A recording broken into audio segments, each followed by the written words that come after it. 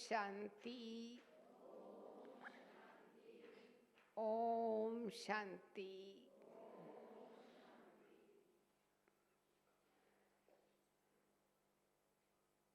इस ब्राह्मण जीवन में 3 कंपार्टमेंट है. कंपार्टमेंट, कमरा कहो, कंपार्टमेंट कहो. सबसे पहला है स्थिति. ಮೊದಲನೇದು ಸ್ಥಿತಿ, ಮೊದಲನೇ ರೂಮು ಕಂಪಾರ್ಟ್ಮೆಂಟು. ಎರಡನೇ ಕಂಪಾರ್ಟ್ಮೆಂಟು ಪರಿವಾರ, ಈಶ್ವರೀಯ ಪರಿವಾರ. ಮೂರನೇ ಕಂಪಾರ್ಟ್ಮೆಂಟು ಈಶ್ವರೀಯ ಸೇವೆ.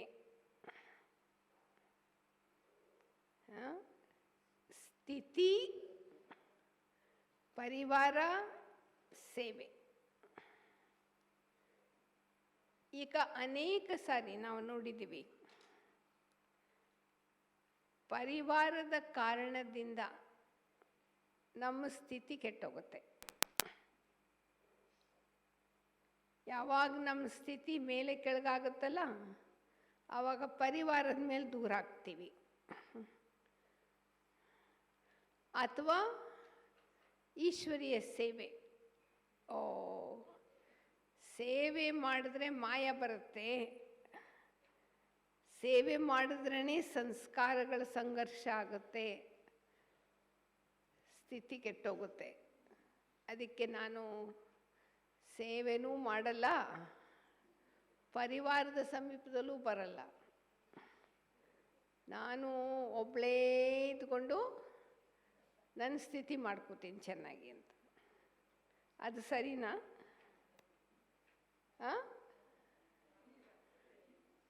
ಕಂಪ್ಲೀಟ್ ತಪ್ಪು. ಬಾಬಾರವರು ನಮಗೇನು ಹೇಳ್ಕೊಟ್ಟಿದ್ದಾರೆ? ಪರಿವಾರದಲ್ಲಿದ್ದು, ಸಂಘಟನೆಯ ಮಧ್ಯದಲ್ಲಿದ್ದು ಸೇವೆ ಮಾಡ್ತಾ ನಮ್ಮ ಸ್ಥಿತಿಯನ್ನು ನಾವು ಕಾಪಾಡಿಕೊಳ್ಬೇಕು. ಸೊ 3 ಮಾತಿನಲ್ಲಿ ವಿಶೇಷ ಪ್ರಾಮುಖ್ಯತೆ ನಾವು ನಮ್ಮ ಸ್ಥಿತಿಗೆ ಕೊಡಬೇಕು. ಕೆಲವು ಸಮಯ ನಮ್ಮ ಸ್ಥಿತಿನ ಮರೆತುಬಿಟ್ಟು ಸೇವೆಯಲ್ಲಿ ಇಷ್ಟೊಂದು ನಿರತರಾಗ್ಬಿಡ್ತೀವಿ ಅಂತ ಹೇಳಿದ್ರೆ ಸಂಬಂಧನೂ ಕೆಟ್ಟೋಗ್ಬಿಡುತ್ತೆ. ಸೇವೆ ಮಾಡಬೇಕು, ಆದರೆ ಸ್ಥಿತಿನ ಕೆಡಿಸ್ಕೊಂಡು ಮಾಡೋದಲ್ಲ. ಅದು ಸೇವೆಯಲ್ಲ, ಅದು ಡಿಸ್ಸರ್ವಿಸ್ಸು. ನಮ್ಮ ಸ್ಥಿತಿಯನ್ನು ಕೆಡಿಸ್ಕೊಂಡು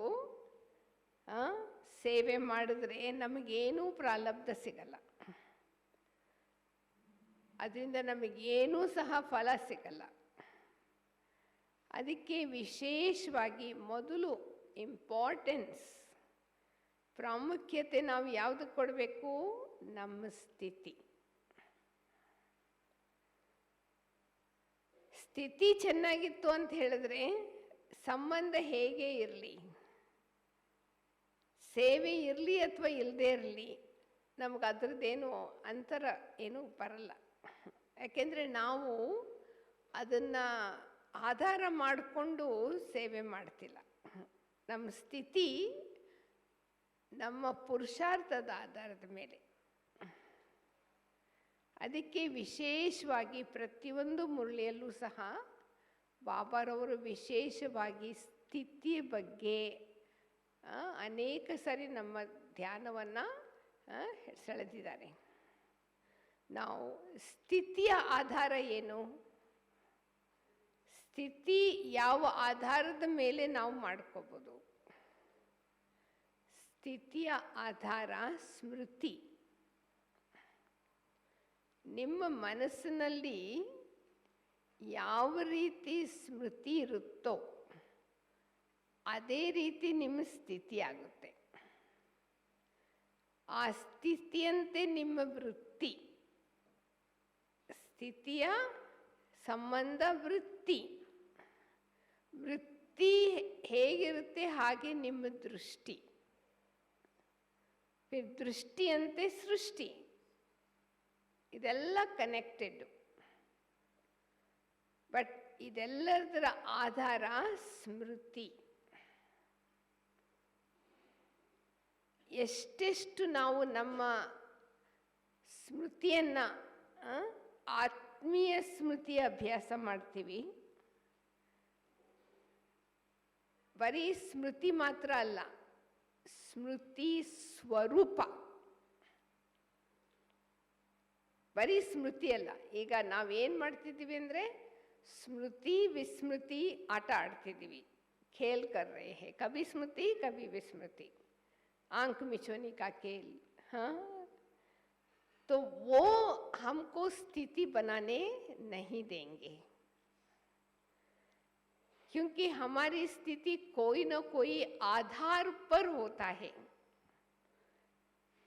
तो अगर हमारी स्थिति कोई न कोई आधार पर होता है, वो जैसे कि रेती पर मकान कोई बनावे, वो मकान कब तक रहेगा?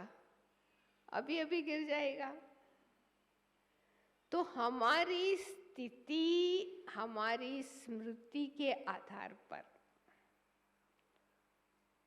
जितना जितना हम स्मृति स्वरूप रहेंगे उतना हमारी स्थिति शक्तिशाली रहेंगे.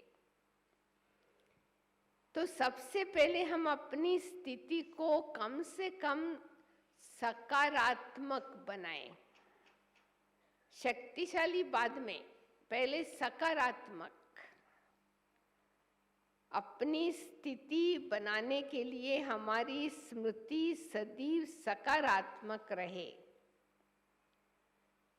तो सकारात्मक स्मृति से हमारी स्थिति अच्छी बनेंगे. तो अभी प्रश्न उठता, अच्छी स्थिति किसको कहते? अच्छी स्थिति माना लगातार बहुत समय पॉजिटिव रहे, उसको कहते हैं अच्छी स्थिति. किसी के ऊपर किसी का असर उसके ऊपर नहीं पड़ता, वो सेफ है. तो सबसे पहले हमको अपनी स्थिति बनाने में पहले स्मृति स्वरूप रहने का अभ्यास चाहिए. माना आत्मा का ज्ञान तो हम जानते हैं, मैं आत्मा भी वो भी जानती हूँ, परंतु वो स्मृति स्वरूप नहीं रहते. इसलिए हमको बाहर का असर हो जाता है. तो इसके लिए हमको बहुत प्रैक्टिस करना पड़ेगा. ब्रह्मा बाबा ने 14 साल प्रैक्टिस किया ना, इतना ವರ್ಷ ಅವರು ಆತ್ಮಾಭಿಮಾನಿಯಾಗಿರೋಕ್ಕೆ ಪುರುಷಾರ್ಥ ಮಾಡಿದ ಕಾರಣ ಬಾಬಾರವರಲ್ಲಿ ಸ್ಥಿತಿ ಹೇಗಿರ್ತಿತ್ತು ಅಂದರೆ, ಯಾರೇ ಅವ್ರ ಮುಂದೆ ಹೋದಾಗ ಅವರಿಗೆ ಏನು ಮಾತಾಡದೆ ಒಂದೇ ಒಂದು ದೃಷ್ಟಿಯಿಂದ ಅವರನ್ನ ಶರೀರನ ಮರೆಸ್ಬಿಡ್ತಿದ್ರು. ಯಾರೇ ಅವ್ರ ಮುಂದೆ ಬರ್ತಿದ್ರಲ್ಲ ಅವರು ಅವ್ರ ಶರೀರ ಮರೆತು ಬಿಡ್ತಿದ್ರು. ಆ ರೀತಿಯಲ್ಲಿ ಬಾಬಾರವರ ಸ್ಥಿತಿ ಸ್ವರೂಪದಲ್ಲಿದ್ದಿದ್ದು. ನೀನು ಆತ್ಮ ಶರೀರ ಅಲ್ಲ ಅಂತ ಮುಖದಿಂದ ಹೇಳಲಿಲ್ಲ ಬಾಬಾರವರು. 1 ಸೆಕೆಂಡ್ ದೃಷ್ಟಿ ಕೊಟ್ಟಿದ್ದು ಅವ್ರ ಶರೀರ ಮರ್ತೋಗಿದ್ದು. ಅಂದರೆ ಯೋಚನೆ ಮಾಡಿ ಎಷ್ಟು ಅಭ್ಯಾಸ ಬೇಕು. तो इसलिए सबसे स्थिति शक्तिशाली बनाने के पहले पॉजिटिव, और स्मृति का आधार है फिर अपनी मनन चिंतन. क्या आप सोचते हो सारा दिन अपने बारे में, दूसरों के बारे में, परिस्थिति के बारे में? तो अगर हम परिस्थिति के आधार से स्थिति बनाते हैं तो वो स्थिति पक्का नहीं रहेगा, क्योंकि परिस्थिति भी बदलता जाता है ना, तो हमारी स्थिति भी पक्का नहीं रह सकता। तो बाबा सदैव कहता है परिस्थिति बाहर से आती है, परिस्थिति, और स्वस्थिति अपनी है, अंदर की है। तो कभी भी हम अपनी स्वस्थिति को छोड़ना नहीं है। दूसरा अर्थ है ಸ್ವಮಾನದಲ್ಲಿ ಸದಾ ಕಾಲ ಸ್ಥಿರವಾಗಿರಬೇಕು. ಯಾರು ಸದಾ ಕಾಲ ತಮ್ಮ ಸ್ವಮಾನದಲ್ಲಿ ಸ್ಥಿತರಾಗಿರ್ತಾರೆ ಅವ್ರಿಗೇನೆ ಸ್ವಸ್ಥಿತಿನಲ್ಲಿದ್ದಾರೆ ಅಂತ ಹೇಳ್ಬೋದು. ಯಾಕೆಂದ್ರೆ ಸ್ವಮಾನದಲ್ಲಿ ಯಾವಾಗ ನಾವು ಸ್ಥಿತರಾಗಿರ್ತೀವಿ ನಮ್ಮಲ್ಲಿ ಭರ್ಪೂರ್ತಾ ಅನುಭವ होता है. मेरे को कुछ नहीं चाहिए, संतुष्ट. तो इसलिए ना हम किसी के ऊपर दोष नहीं लगाएंगे, ना कोई आधार हम नहीं लेंगे. तो लक्ष्य रखो, सबसे पहले हमारी स्थिति हमारे हाथ में है. चाहे हम उसको हिलाए, चाहे हम उसको स्थिर रखें. ये सभी सोच के ऊपर, आपके सोच के ऊपर, आपकी स्मृति के ऊपर है. तो कोई कोई की आदत होती है ना जल्दी जल्दी घबराने का, जल्दी जल्दी डरने का, जल्दी जल्दी संशय आने का. तो ये मनगृत बातें हैं, इमेजिन करते हैं. तो फिर वो छोटी बात भी बड़ी दिखाई देता है तो डर लग जाता है. तो इसलिए बाबा कहते हैं कि स्वस्थिति बनाने के लिए स्वस्मृति के साथ साथ हमको स्वमान में भी रहना है. स्वमान में सदैव रहना ही वास्तव में स्वस्थिति में रहना. तो फिर परिस्थिति से बाहर से कोई भी बात आ जाए वो बाहर से ही चले जाएगा, आपको टच नहीं करेगा, क्योंकि आप अपने स्वमान में स्थित हो, ऊपर हो. वो नीचे से चला जाएगा. परंतु हम स्वमान में नहीं रहते. ಜಾಸ್ತಿ ಸಮಯ ನಾವು ಸ್ವಮಾನದಲ್ಲಿರಲ್ಲ. ಜಾಸ್ತಿ ಸಮಯ ನಮ್ದು ಯಾವ್ದ್ರೊಳಗೆ ಕಳೀದು, ಅಭಿಮಾನ ಅಥವಾ ಅಪಮಾನ.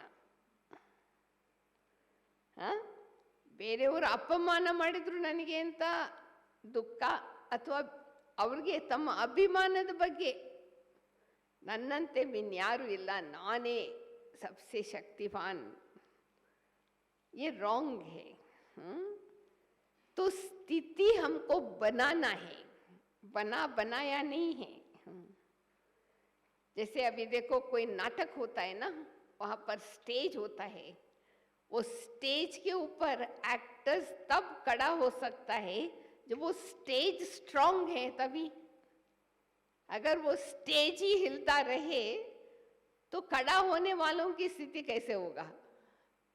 वो तो उसके साथ और ज्यादा हिलेगा. तो ऐसे ही हमको भी अपनी स्टेज बनाना है. बना करके कोई नहीं देता. वो स्टेज किस आधार से बनता है? स्मृति के आधार से. जितनी हमारी स्मृति पॉजिटिव होगा, सकारात्मक, जैसे वो सीमेंट का काम करता है, तो हमारी स्थिति जैसे कि मजबूत हो जाते. छोटी छोटी बातों में हम हिलेंगे नहीं.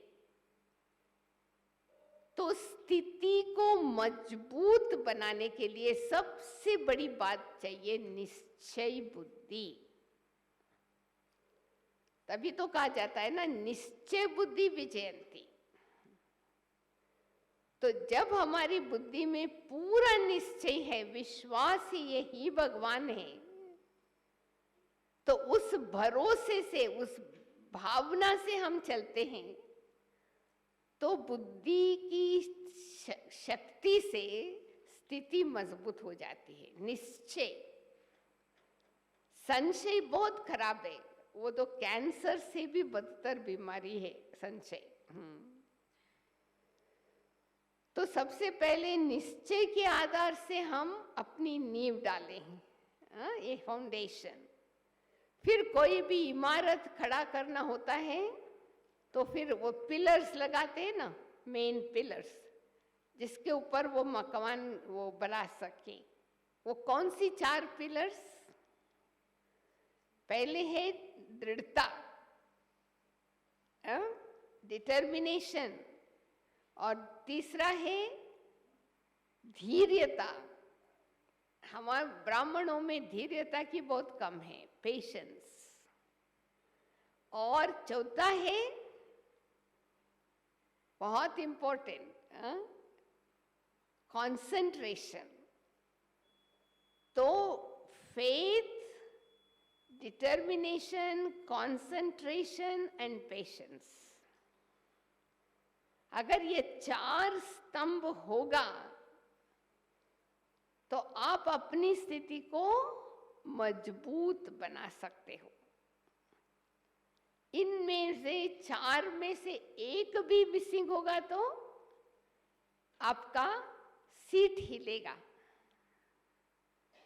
देखो, आजकल बाबा कहते हैं ना कि आप लोगों को साक्षात्कार मूर्ति बनना है, साक्षात्कार कराने वाले बनना है। वो साक्षात्कार मूर्ति कैसे बनेंगे? जब हमारे अंदर स्थिरता होंगे, हमारी स्थिति अनशेकेबल, हिलने वाला नहीं होगा, तो हमारी फोकस होंगी, तो तभी हमारा जो डिवोटीज को साक्षात्कार होगा ना, उनको लगेगा कि हमारी देवी हमारे पास आ गई। तो इसलिए अपनी स्थिति को आप इतना प्यार करो, तो छोटी छोटी बातों के कारण अपनी स्थिति को ऊपर नीचे नहीं करो, टच मी नॉट नहीं बनो। कोई कोई ऐसे सेंसिटिव होता है ना, अपने कुछ बोला भी नहीं, अभी शुरू भी नहीं किया, अभी रोना चालू हो गया। माना इमेजिन करना चालू कर देते हैं ना।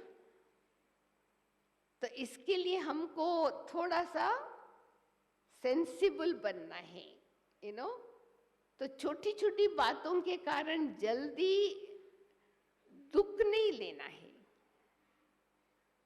तो बाबा ने कल भी अव्यक्त बाबा ने मुरली में बोला ना, ऑपोजिशन करने वाले करने दो, आप अपनी पोजीशन में रहो। तो ऑपरेशन करने वाले कर करके थक करके चले जाएंगे, फिर भी आपका विजयी जन्म से अधिकार आपको मिल जाएगा। तो इसलिए दूसरी बात, अपनी स्थिति को बनाने के लिए निश्चय बुद्धि विजयंती, यानी हमारी निश्चय में इतना अटलता हो, कुछ भी हो जाए। ये शिव बाबा हमारा बाप है, ये चक्कर 500 साल का है, 5000 साल का है, और ये चक्कर 4500 84 बर्थ रिपीट होता है। तो जितना जितना हम बुद्धि को ज्ञान युक्त बनाएंगे, योग युक्त बनाएंगे, उतनी हमारी बुद्धि द्वारा सेवा होती रहेंगी। तो दूसरी बात हमने बताया कि अपनी स्थिति को मजबूत गहराई में ले जाने के लिए हमको चाहिए निश्चय और हिम्मत के साथ साथ हमको अपनी पहचान और बाबा की पहचान होनी चाहिए। आजकल हम बाबा बाबा को याद तो करते हैं, परंतु पहचान है या नहीं वो मालूम नहीं। एक होता है पहचान, दूसरा होता है विश्वास। तो ये भी आप पुरुषार्थ करके देखिए, भगवान में हम सभी क्यों विश्वास रखते हैं? क्योंकि गॉड इज ट्रूथ। वो सदैव सच बोलने वाला है, तो हमको गारंटी है वो कभी हमको फंसाएगा ही नहीं अपने में। वो खुद ही फ्रीडम है, उनको कोई बंधन है ही नहीं। तो हमको भी इस वर्ष में विशेष स्थिति बनाने में, परिस्थिति को हम अपना फाउंडेशन नहीं बनाए। आज आपकी महिमा अच्छी हो गई, आज आपकी बहुत प्रशंसा हुई तो खुश हो गए, 2 डिग्री आपका पुरुषार्थ का बढ़ गया। अभी कल से लेकर उठते ही आपको गाली देना चालू कर देवे, कोई निंदा करना चालू कर देवे, वो सब खुशी कहाँ गई? गुम हो गई। तो माना इसका मतलब कि हम लोग खुशी को कोई आधार से अनुभव कर रहे हैं, परंतु वास्तव में हमको बाबा ने 18 जनवरी 1969 में जब अव्यक्त हुए तो 3 मंत्र दिया था। आप लोगों को भी याद होगा, मनसा निराकारी, वाचा निर्विकारी, कर्मणा निरहंकारी। तो जब तक इस मंत्र को हम जीवन में नहीं उतारेंगे तो हम बाप समान फरिश्ता नहीं बन सकते। तो मजबूत बनना है, मजबूरी है नहीं। हा? है क्या बाबा के ज्ञान में कोई मजबूरी नहीं है। मजबूत बनना है तो हमको ये दूसरी बात पक्का रखना है अपने जीवन में। स्वस्थिति बनती है अपनी ही विचार सागर मतन करने से, स्वमान में रहने से। एक होता है अच्छी स्थिति। कभी कभी हम कहते हैं ना, आज मेरी स्थिति बहुत अच्छी रही, मतलब क्या? वरना हम जल्दी जल्दी सेंसिटिव नहीं बने, ऊपर नीचे नहीं गए, एकदम एक रस स्थिति थे। तो पहले अच्छी स्थिति, फिर उसके बाद है दूसरी शक्तिशाली स्थिति। जब तक हम अपनी स्थिति को शक्तिशाली नहीं बनाएंगे तब तक अचल अढोल नहीं रह सकते। तो अभी शक्तिशाली हम हैं या परिस्थिति है, इसका फर्क क्या? परिस्थिति शक्तिशाली है या हम शक्तिशाली है, इसका फर्क क्या? इसका फर्क बहुत सहज है। अगर परिस्थिति शक्तिशाली है तो हम अपनी स्थिति को, अपनी स्थिति से परिस्थिति को परिवर्तन करेंगे। ಅರ್ಥ ಆಯ್ತಾ? ಪರಿಸ್ಥಿತಿಯನ್ನು ನಾವು ನಮ್ಮ ಸ್ಥಿತಿಯಿಂದ ಬದಲಾವಣೆ ಮಾಡ್ತೀವಿ, ನಮ್ಮ ಸ್ಥಿತಿಯಿಂದ ಪರಿಸ್ಥಿತಿ ಪರಿವರ್ತನೆ ಆಗುತ್ತೆ. ಅವಾಗ ತಿಳ್ಕೊಳ್ಳಿ ನಿಮ್ಮ ಸ್ಥಿತಿ ಶಕ್ತಿಶಾಲಿ. ಹಾಗಾಗದೆ ಪರಿಸ್ಥಿತಿಯ ಕಾರಣದಿಂದ ನಮ್ಮ ಸ್ಥಿತಿನೇ ऊपर नीचे ಆಗ್ತಾ ಇದೆ ಅಂದ್ರೆ परिस्थिति पावरफुल है। और परिस्थिति कहाँ से आती है? ಹೊರಗಡೆಯಿಂದ ಬರೋದು परिस्थिति। अभी समझो किसी ने क्रोध किया आपके ऊपर, आपने गलती किया भी नहीं, आपके ऊपर आरोप लगाया कि आपने ऐसा ऐसा किया, क्रोध किया, तो वो आत्मा परवश है, अपनी संस्कार के वश है, उसको पता ही नहीं है। तो जो परवश होते हैं वो परिस्थिति के वश होते हैं, वो हमारे सामना करेंगे, परंतु हमको क्या करना है? उसको पहचान के ये आत्मा भी परवश है, उसको अपनी शांति का गुण याद नहीं है। तो हम अपनी स्थिति को डिस्टर्ब करने के बदले उस आत्मा को रहम दिखाना है। पुअर थिंग, बेचारे परवश है, उसको पता ही नहीं है कि हम कैसे परवश होकर के दूसरों को दुख दे रहे हैं। तो उसको माफ कर देना, उसके ऊपर रहम करना, तो माना हमारी स्थिति शक्तिशाली है। ऐसा नहीं बदला लेना, सेठ तिरस्को को आ रीति अल्ला, बदला लेने की भावना नहीं, रहम की भावना। तो हम अपनी स्थिति से परिस्थिति को परिवर्तन किया तो माना कि समझो आपको एक मेडल मिला, आप शक्तिशाली आत्मा हो। देखो हमको अनुभव है, कभी कभी हम कोई नए देश में चले जाते हैं जहाँ कोई सेंटर ही नहीं है और ना वहाँ की भाषा भी जानते हैं, पर बाबा ने भेजा तो अब अपनी स्थिति से वहाँ पर वातावरण को बनाना है। तो ऐसा होता है, अगर हम अपनी स्थिति शक्तिशाली हैं तो हम कहाँ भी जाकर के वहाँ का वातावरण को बदल सकते। आपकी उपस्थिति में वहाँ का वायुमंडल परिवर्तन हो जाता है। और कहाँ कहाँ वायुमंडल इतनी शक्तिशाली होती है, हमारी स्थिति कमजोर होता है, वहाँ जाते ही हमारी स्थिति एकदम उड़ जाती। जैसे मधुबन, मधुबन में हम क्यों जाना चाहते हैं? क्योंकि मधुबन में जाते ही एक जैसे लिफ्ट मिल जाता है, वातावरण इतनी शक्तिशाली है। और किसने बनाया वो वातावरण? कोई दीवार ने तो नहीं बनाया ना, वहां की रहने वाली आत्माएं। वातावरण कैसे बनता है? पहले संकल्प आता है, फिर वो संकल्प फीलिंग में परिवर्तन होता है, और संकल्प और फीलिंग वाइब्रेशन क्रिएट करता है। वो वाइब्रेशन वायुमंडल में चला जाता है, वो फैल जाता है। इसलिए कहाँ कहाँ आप देखेंगे ना, कोई कोई स्थान पर आप जाएंगे तो जाते ही आपको ऐसा लगा, भय भय लगता है, जैसे इनसिक्योरिटी फील होगा। और कहाँ ना कहाँ कभी जाते हैं ना, अपने को ऐसा खुशी खुशी महसूस होता है।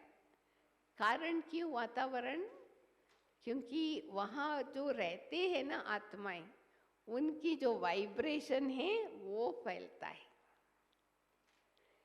तो इसलिए हमको बहुत अटेंशन रखना है, कभी भी ना अपने परचिंतन करना है, ना दूसरों के बारे में परचिंतन करना है, ना कोई प्रदर्शन करना है, क्योंकि हमारी एक एक संकल्प एनर्जी के रूप से, वाइब्रेशन के रूप से वायुमंडल में जा रहा है। तो वो दूसरे आत्माओं को इफेक्ट होगा। तो अपने को प्रोटेक्शन करने के लिए अपनी स्थिति बनाना हमारा फर्ज है। हमारी स्थिति कोई बना के नहीं देगा कोई।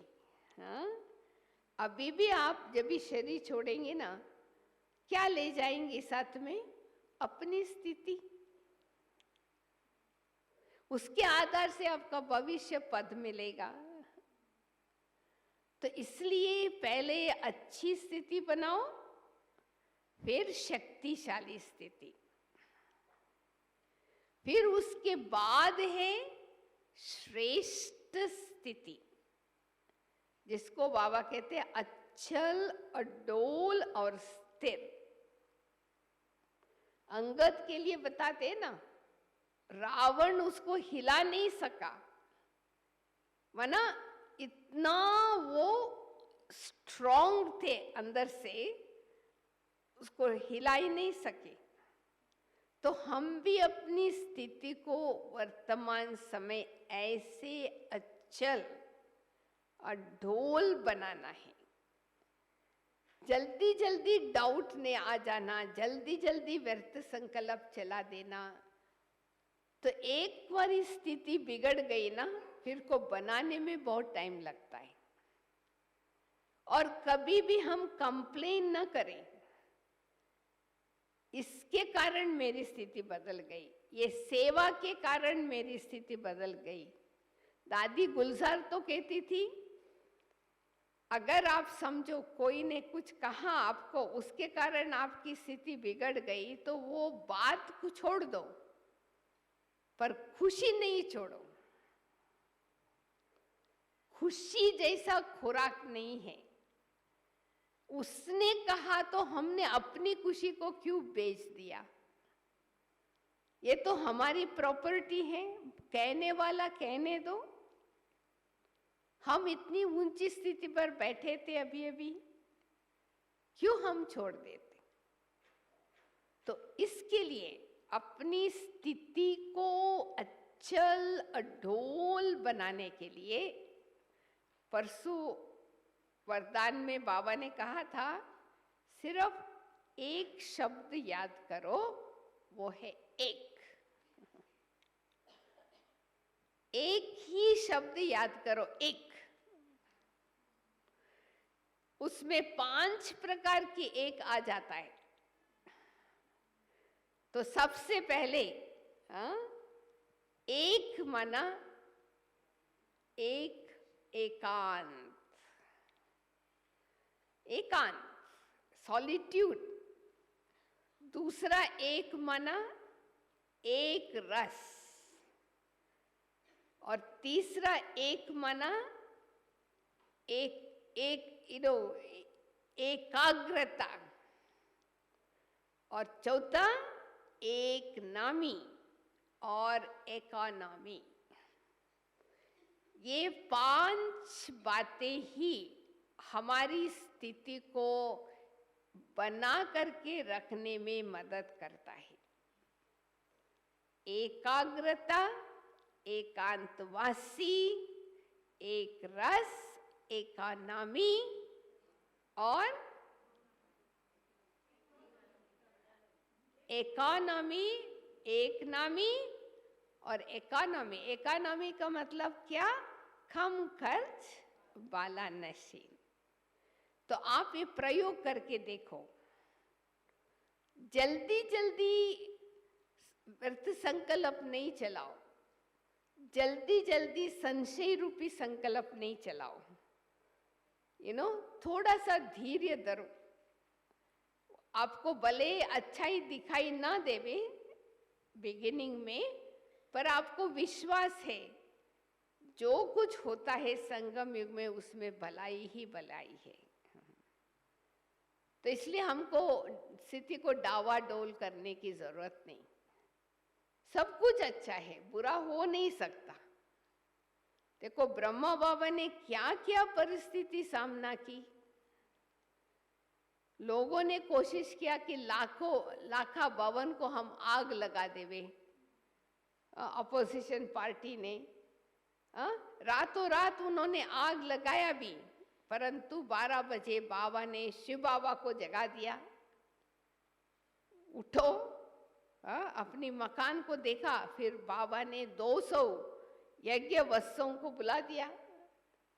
सब में लाइन में लगा करके पानी डाली, आग बुझ गया।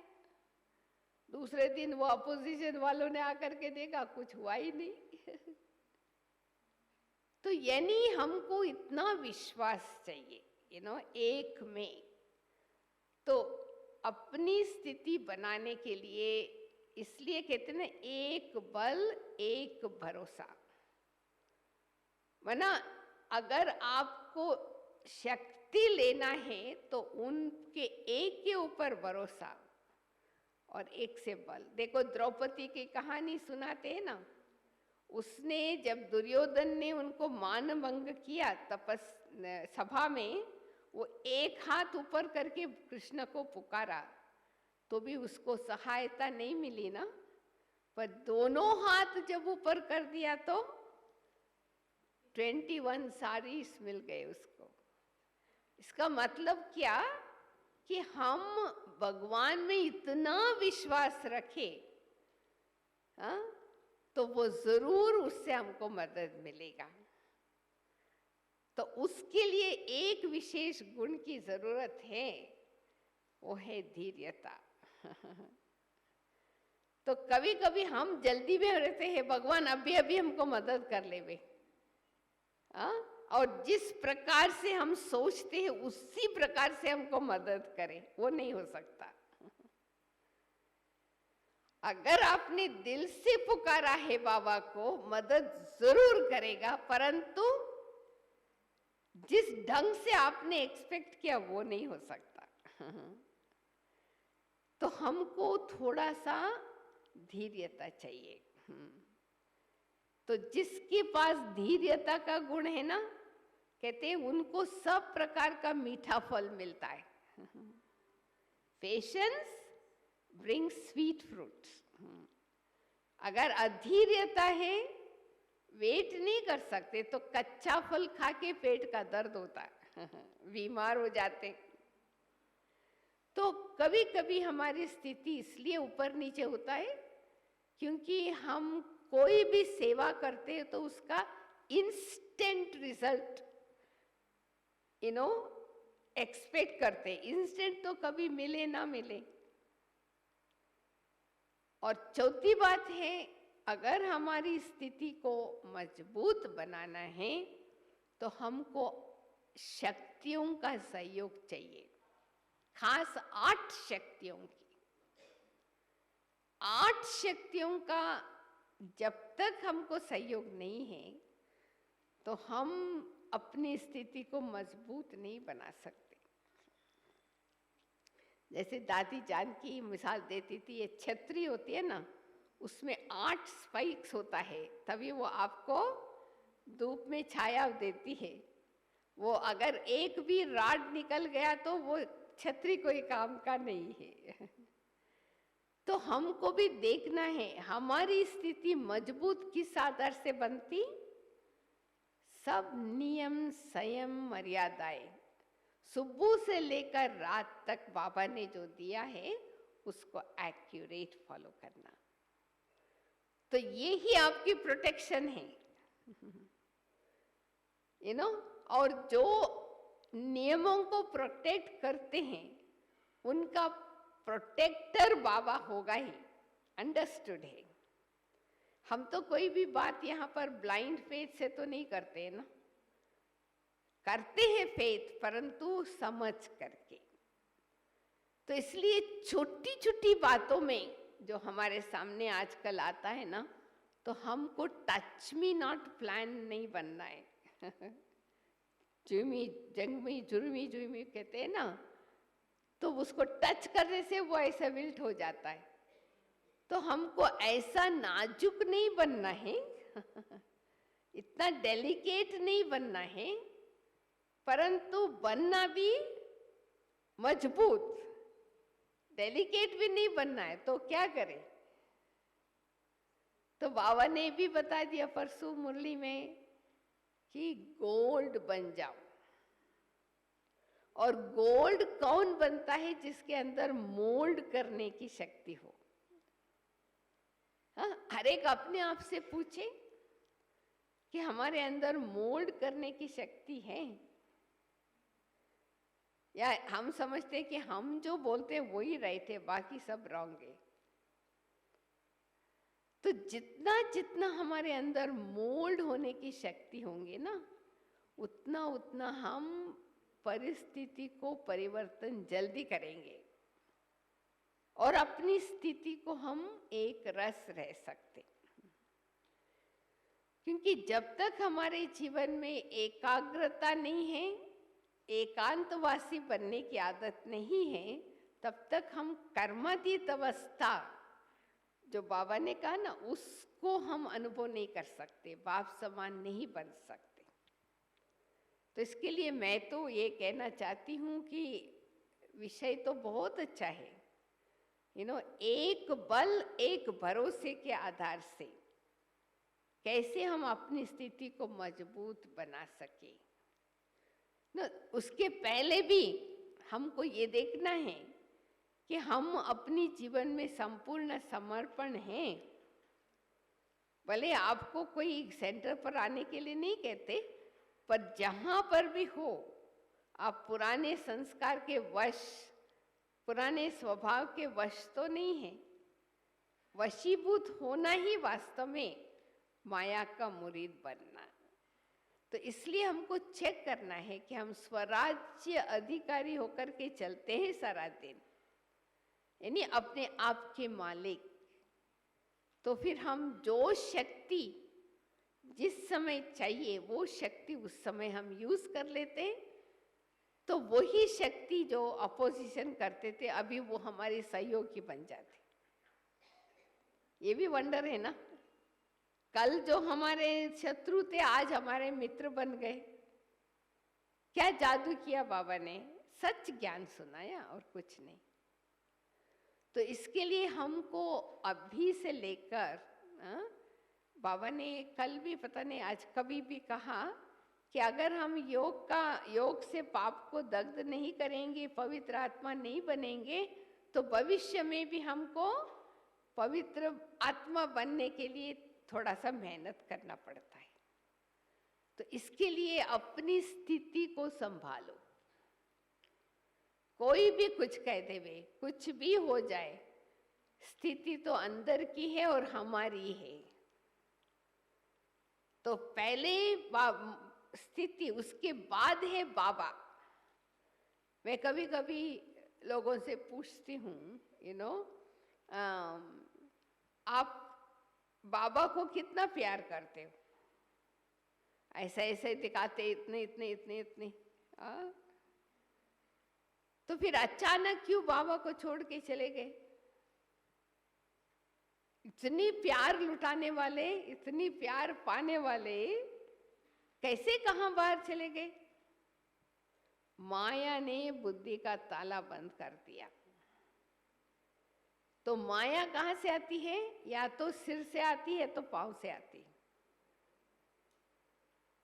तो माया आ गई ना, कोई भी प्रकार से नेगेटिविटी, तो हमारी ज्ञान खत्म हो जाता है। वो जो प्यार है बाबा के लिए नल का बंद हो जाता है, ड्राई हो जाता है।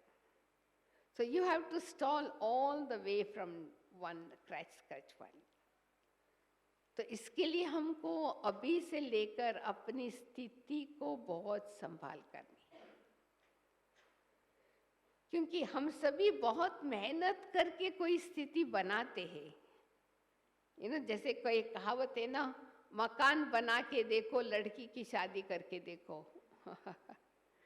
वो कितनी मेहनत की बातें तब मालूम पड़ेगा। अभी यहाँ पर भी ऐसे हैं, आप स्थिति के ऊपर अटेंशन रख करके देखो। मैं कभी किसी के इन्फ्लुएंस में नहीं आऊंगी, कभी किसी की निंदा नहीं करेंगे, तो ऑटोमेटिकली आप लास्ट में आते हुए भी फास्ट जा सकते हो। तो इसलिए वर्तमान समय बाबा ने हम लोगों को लक्ष्य दिया है कि हमको अभी समीप रहना है बाबा के, फिर समान बनना है, फिर संपन्न बन करके वापस घर जाना है। तो टाइम तो थोड़ा है, इस थोड़े समय के अंदर हमको फास्ट जाना है लास्ट में होते हुए। तो ये क्वालिटी एफर्ट हमको करना पड़ेगा, है ना? हाँ, ऐसा तो कल भी बाबा ने कहा, किसी से पूछेंगी बहुत बातें सुनाएंगी, हमने फलाने दिन मनाया, वो दिन मनाया, उसका बर्थडे मनाया, केक काटा, सौगात दिया। तो बाबा ने कहा वो सब बाजू में रखो। हाँ, पहले अपने आप को देखो, अपनी स्थिति कैसे है। आज अगर हम शरीर छोड़े तो हमारी स्थिति कैसी है? कैसी है? हाँ, कोई तो खींचता तो नहीं है। कोई कोई का ना वंडर ये है, मनुष्य आत्मा के साथ मोह नहीं है, चीजों के साथ। कोई कोका कोला का फैन है, कोई आइसक्रीम का फैन है, हाँ, कोई पिज्जा का फैन है। वो तो जब तक दुकान में जाके नहीं खाएंगे, एक मास में भी एक बार उसको पेट नहीं भरेगा। परंतु हम क्यों टंग के वशीभूत हो जाए? हाँ, वो तो वैसे तो हम सब जानते हैं ना, यहाँ तक जब खाने यहाँ से नीचे उतरेगा एक ही सेम हो जाएगा। खाने का अंतर इतना ही है जीभ के ऊपर आने तक। तो उसके लिए हम कितनी आसक्ति रखते। तो अभी हमको बार बार परंदाम में अपने को देखना है। तो वहां जब हम नीचे आने के पहले वहां पर हम कैसे रहती थी, स्टार के मार्फिक बाबा के नजदीक सर्व गुणों और शक्तियों का दान दे करके, तो क्यों नहीं हम फिर से वो अनुभव करें। तो मैं तो कहती हूँ कि लंबा चौड़ा रास्ता नहीं लो, अपनी अनादि और आदि संस्कार को इमर्ज करो और इमर्ज करके उसको पकड़ के रखो थोड़ा समय।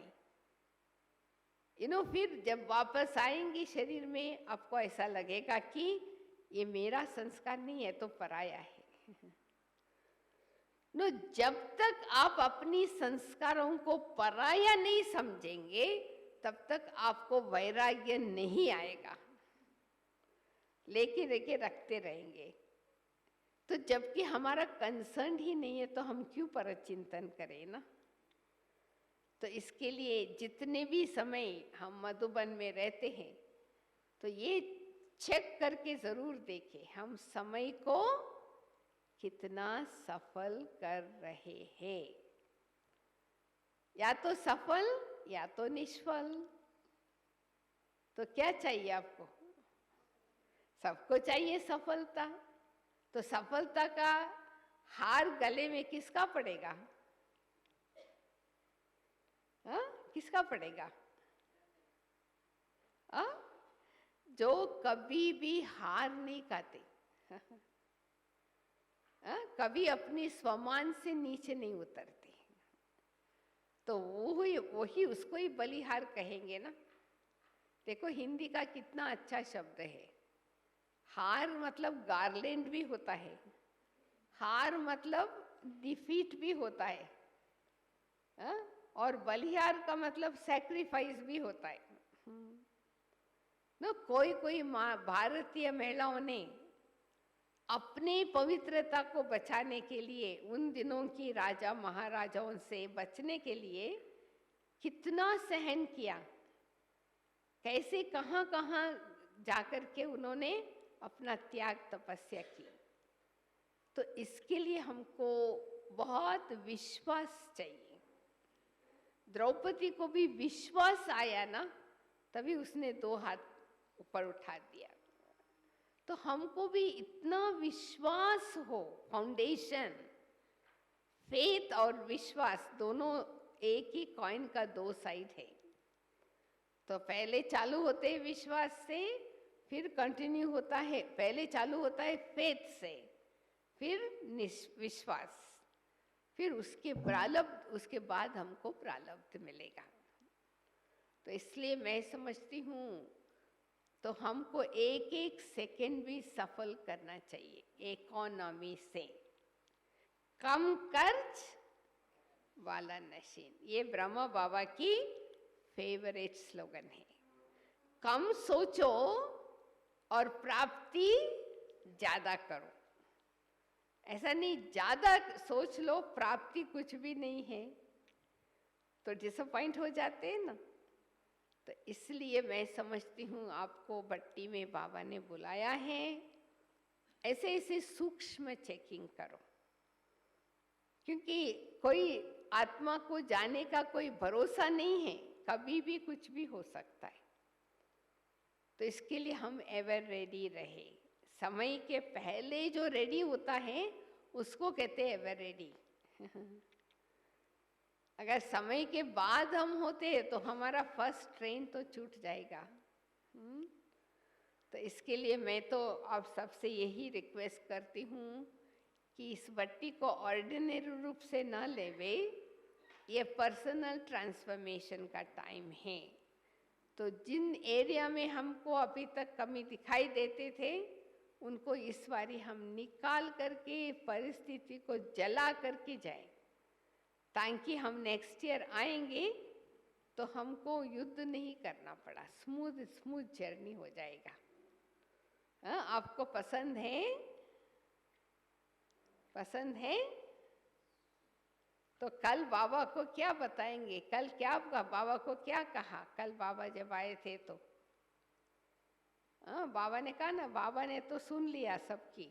हाँ, बाबा को तो एक साथ सुन सकते, एक साथ देख सकते। तो बाबा को हमारे जीवन से, उनके मन में एक नशा रहे। मेरी बेटी को एजुकेशन भगवान ने ऐसे स्थान से दिला रहे हैं जहाँ पर कोई भी जो चाहे अपने को वैसे बना सके। तो एनकरेज कीजिए, हम आप भी अपना पुरुषार्थ, बाबा कहते ना अंत तक, लास्ट श्वास तक हमारा पुरुषार्थ चलता रहेगा। तो इसके लिए हमको अभी संपन्न बनना है पहले, फिर संपूर्ण बनना है, फिर संपूर्ण के बाद हम परफेक्ट हो जाएंगे। तो इसलिए बाबा ने रोज हमको अपनी याद दिलाते हैं ताकि हम अपने पुरुषार्थ में आगे बढ़ते रहे।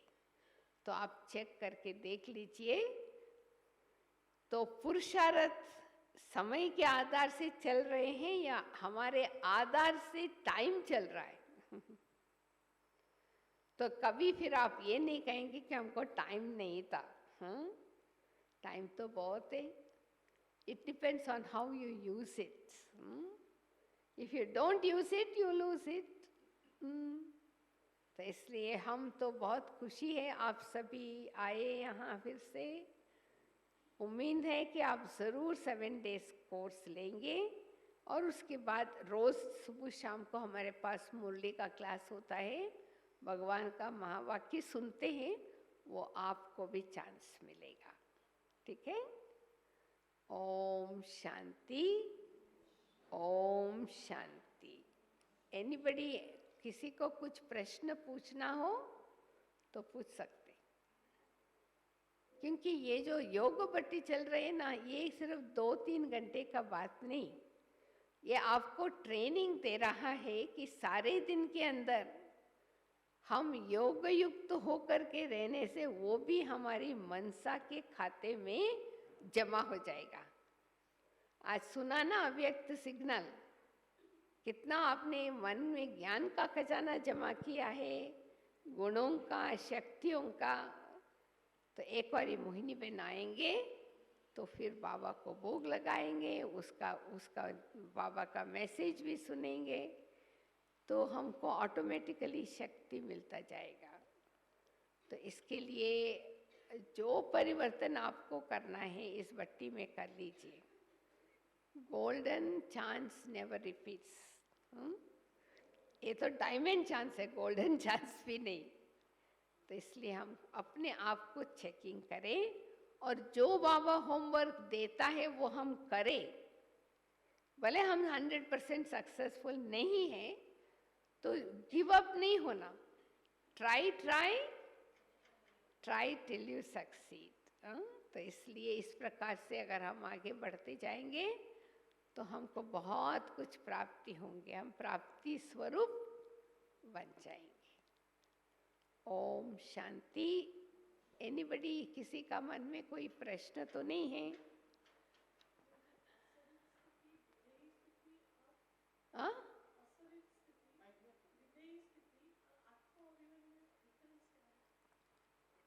देखिए, विदेही स्थिति माना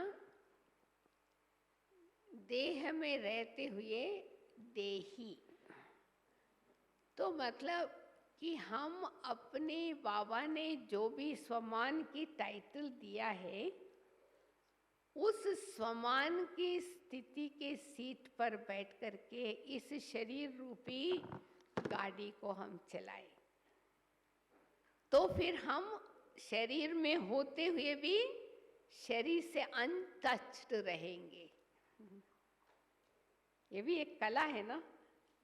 जैसे कमल फूल पानी में रहते हुए पानी टच नहीं करता है, तो ऐसे ही विदेही स्थिति में शरीर में रहते हुए भी शरीर की स्मृति आत्मा को टच न करे, इसके लिए हम अपने स्वमान में बैठे रहे।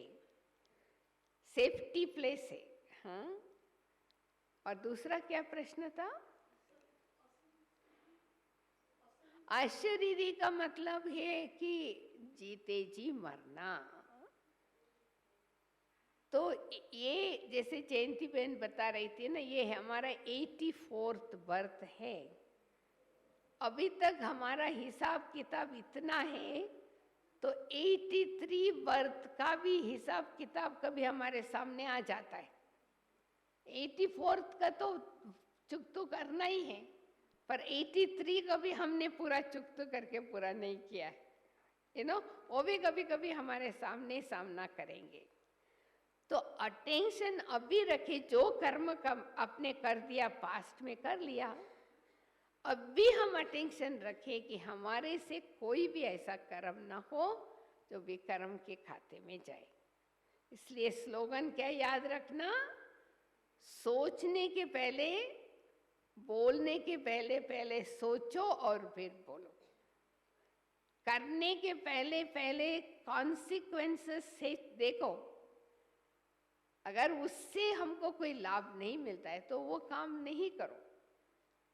इमिटेट नहीं करो, दूसरा कर रहा है मैं भी क्यों नहीं करूं, नहीं। हर एक का कर्मों का हिसाब किताब अपना अपना है। समझ में आया ना? लास्ट क्वेश्चन किसी को है कुछ पूछने का? नहीं तो हम योग करके समाप्ति करेंगे। हाँ, ठीक है ना? तो हम आए हैं यहाँ पर किस लिए? परिवर्तन होने के लिए। बट्टी माना ही परिवर्तन।